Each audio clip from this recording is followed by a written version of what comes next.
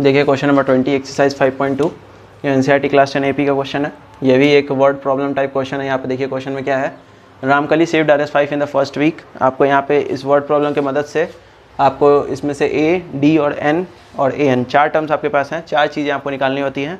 AN is equal to A plus N minus 1 into D, आपको formula पता होगा। हम लोग यहाँ देख लेते हैं फॉर्मूला क्या होता है आपके पास AP में। AN is equal to A plus N minus 1 into D होता है फॉर्मूला। ठीक है, तो आपके पास फॉर्मूला ये होता है।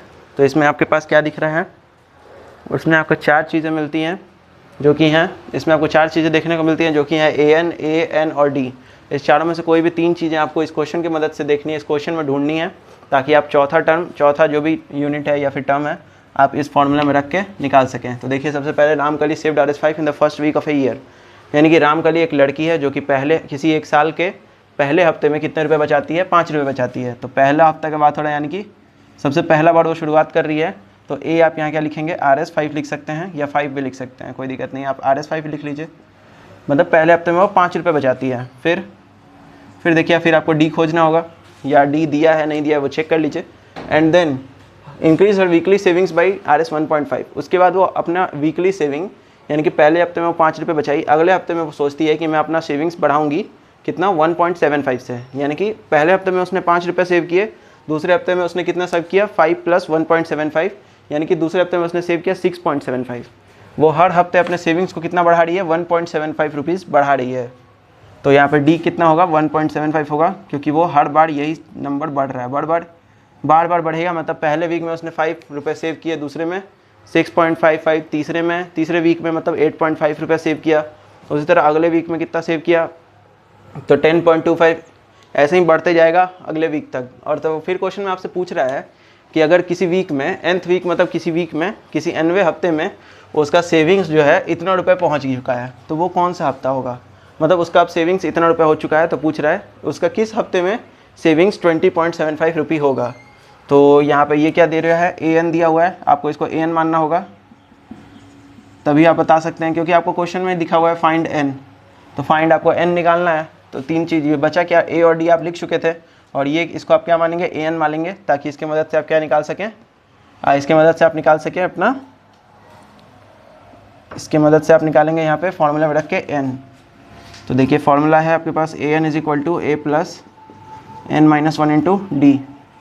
AN की जगह रखना है 20.75, A है 5, N आपको निकालना है, इधर है 1.75।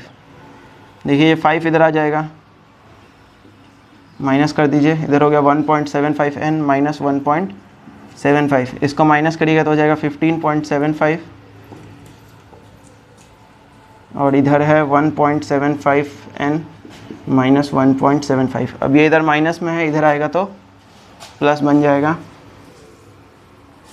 तो हो जाएगा 15.75 plus 1.75 is equal to 1.75 N। ये कितना हो जाएगा, ये हो जाएगा 17.50। तो N का वैल्यू यहाँ से क्या होगा, 17.50 बाई 1.75। अब देखिए यहाँ पे 17.50 में डेसिमल के बाद 2 डिजिट है, और यहाँ पे भी डेसिमल के बाद 2 डिजिट है।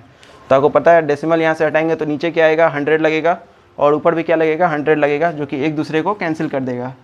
तो इसको हम लोग ऐसा लिख सकते हैं 1750 बाई 175, क्योंकि डेसिमल के बाद दोनों में सेम टर्म है, मतलब इसमें भी डेसिमल के बाद 2 अंक है या 2 डिजिट हैं, इसमें भी 2 डिजिट हैं, तो ये दोनों डेसिमल कैंसिल कर देगा एक दूसरे को, और ये इससे कितने बार में कटेगा, 10। तो N का वैल्यू क्या आ गया, 10 आ गया। यही चीज़ निकालना था, ठीक है, आपको क्या निकालना था, N का ही वैल्यू निकालना था। यहाँ ना लिख के हम लोग इसको यहाँ लिख लेते हैं आगे, देयरफॉर N इक्वल टू 10।